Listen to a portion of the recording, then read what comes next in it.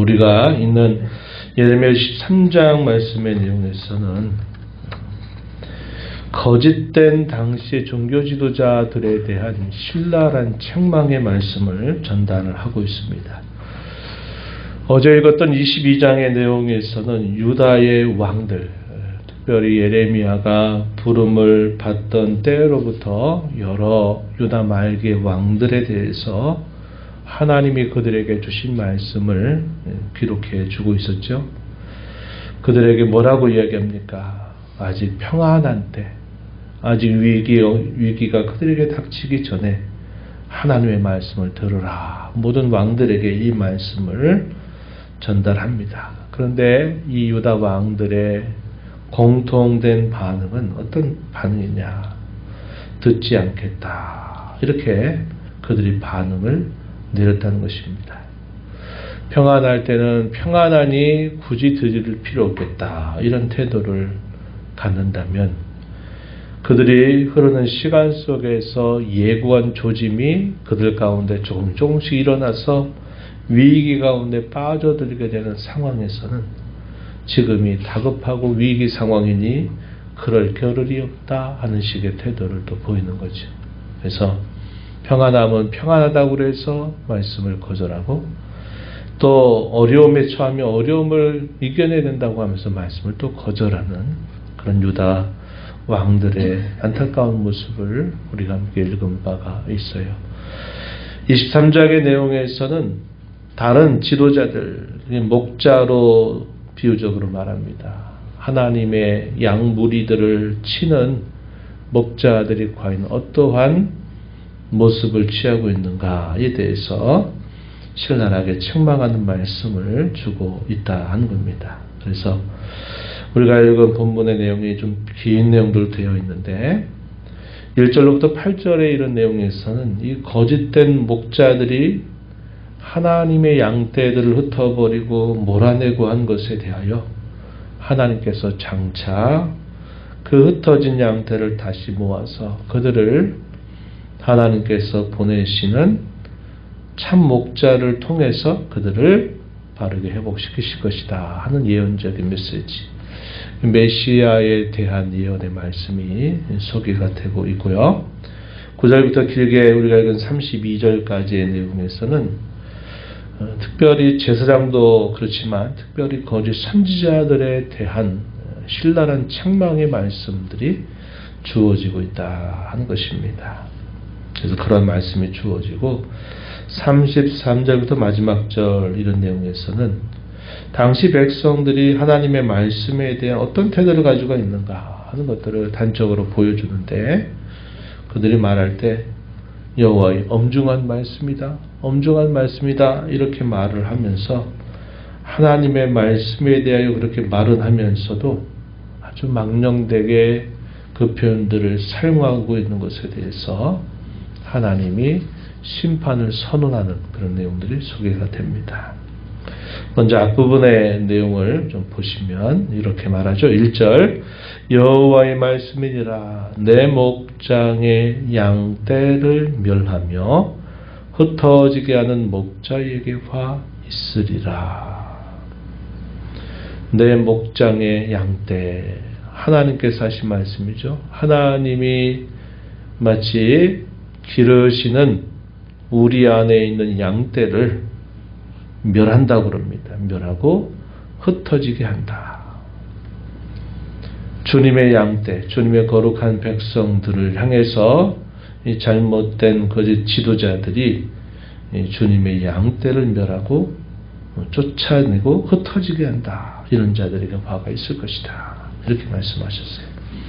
이어진 말씀 2절에서도 이렇게 표현했습니다. 내 백성을 기르는 목자에게 이와 같이 말씀하시니라. 너희가 내 양떼를 드며 그것을 몰아내고 돌보지 아니하였도다. 너희의 악행 때문에 내가 너희에게 보응할 것이다. 이런 말씀을 하셨습니다. 종교 지도자들은 하나님의 백성들을 마치 자기를 위한 자들로 이렇게 여기면서 그들에게 행해서는 안 될 것들을 행하면서 자기의 유익을 구하고 자기의 뜻을 이루고자 하는 대상으로 삼는 거죠.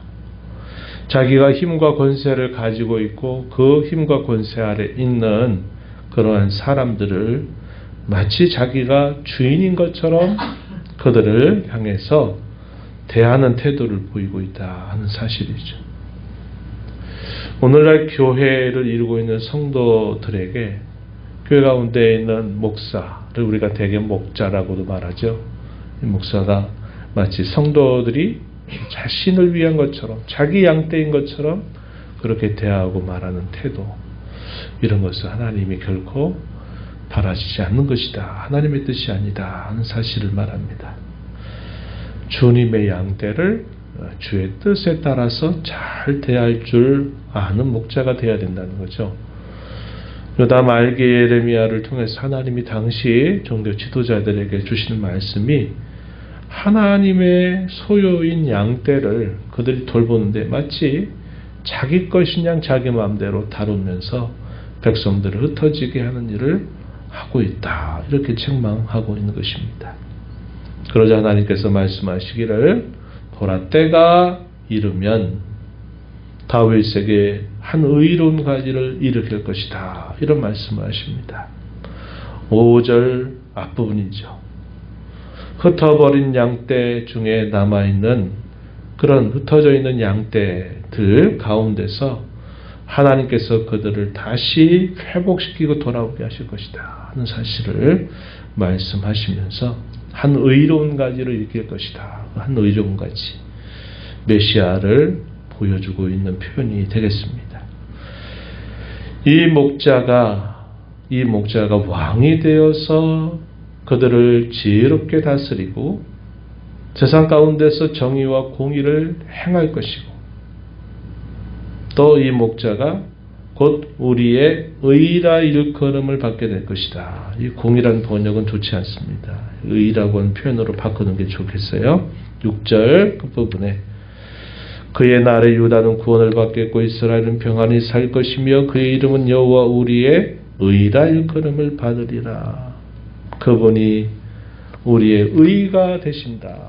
신약에 보면 많은 표현되죠. 그분이 예수는 하나님에게서 우리에게 나와서 우리에게 지혜와 의로움과 거룩함과 구속함이 되셨다. 고린도전서 1장 30절 31절에 보면 그런 표현들을 우리가 보고, 예수님이 우리의 의로움이 되신다 하는 이 표현은 우리가 신약 성경에서 많이 살펴보는 아주 중요한 주제에 해당되는 표현입니다. 이러한 근거들이 여기서도 소개되고 있다 하는 사실이죠. 메시아로 말미암아 참된 회복을 약속하시는 말씀을 소개하고 있습니다. 그러면서 당시에 거짓 선지자들의 모습에 대해서 이제 신랄하게 책망하는 말씀을 주십니다. 9절 이하에 보면은 소개가 되는데, 여기 보면 10절에 먼저 간음하는 자가 이 땅에 가득하다 이렇게 말합니다. 여기서 간음하는 자, 거짓 선지자들을 지칭하고 있는 표현입니다. 하나님의 백성과 하나님 사이에 끊을 수 없는 언약 관계에 있는 그 백성들을 이 거짓 선지자들이 잘못 이끌어서 하나님으로부터 떠나가게 하고 우상에 가까이 다가가게 하는 것, 이걸 간음한다, 영적인 간음을 표현하는 말이지. 제사장과 선지자들이 다 사악하다라고 말합니다. 성전에서부터 악이 발견됩니다. 성전, 거룩한 곳 가운데 가장 거룩하다라고 말하는 곳이죠. 하나님의 거룩하심이 함께하는 곳, 임재하는 곳에서부터 악이 발견된다 이렇게 말합니다. 사마리아의 선지자들, 북쪽 이스라엘에서 활동했던 선지자들, 바알을 의지하고 예언하였다라고 13절에서 말하고, 당시의 유다 나라, 남주 유다에서 있는 예루살렘 선지자들은 가증하다 이렇게 하나님 말씀하십니다. 13절 14절 이렇게 말해요. 그들을 향해서 하나님께서 어떻게 하시겠는가 말씀하시기를 그들에게 쑥을 먹이고 독한 물을 마시게 할 것이다. 그 이유는 사악함이 예루살렘 선지자들로부터 나와서 온 땅에 퍼져 있기 때문이다. 15절에 그렇게 소개를 해줍니다. 그러면서 그러한 거짓된 모든 선지자들에 대하여 어떻게 할 것인가. 우리가 읽은 마지막 부분 있죠. 30절, 31절, 32절 이런 표현들을 썼습니다. 한번 잠시 보십시오. 여호와의 말씀이라 그러므로 보라 서로 내 말을 도둑질하는 선지자들을 내가 치리라. 31절에서도 여호와의 말씀이니라 보라 그들이 혀를 놀려 여호와가 말씀하셨다는 선지자들을 내가 치리라. 32절에서도 여호와의 말씀이니라 보라 거짓 꿈을 예언하며 이르되 거짓과 헛된 자만으로 내 백성을 미혹하게 하는 자를 내가 치리라. 여호와의 말씀이니라 내가 치리라 하는 말을 무려 3번씩이나 동일하게 반복하고 있다 하는 겁니다. 하나님께서 이들에 대하여 분명히 심판하실 것을 하시는 말씀이 기록되고 있는 것이죠.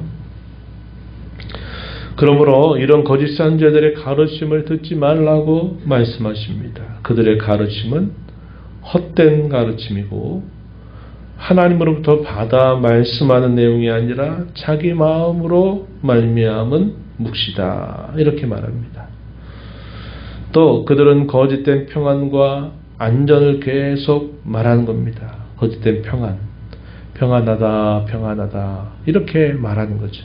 또 우리에게 재앙이 미치지 않는다, 미치지 않는다 이렇게 말하는 것입니다. 16절, 17절에 표현돼요.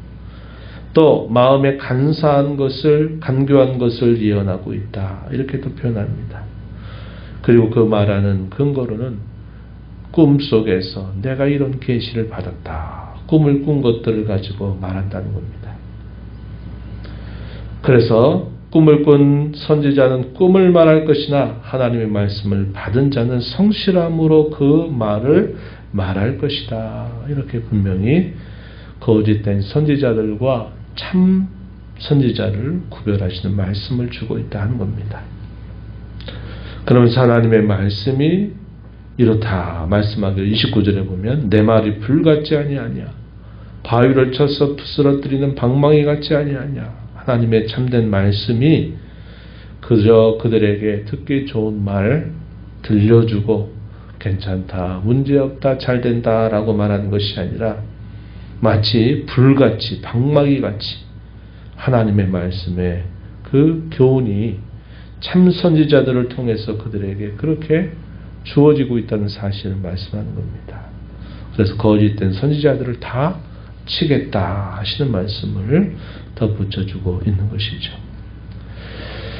이와 같이 우리가 이 말씀 22장과 23장의 말씀에 보면 당시 유다 왕들에게 여호와의 말씀을 들어라 하는 것에 대하여 유다의 모든 왕들이 거절하고 당시의 종교 지도자들 특별히 선지자들에게 하나님의 말씀을 올바르게 전해야 되는데 그들이 헛된 것을 따라서 전하고 그들이 듣기 좋은 말을 따라 전함으로 하나님 백성들을 완전히 흩어버리고 망가뜨리게 만드는 그런 일을 행하고 있음을 고발하고 있다 한 것입니다.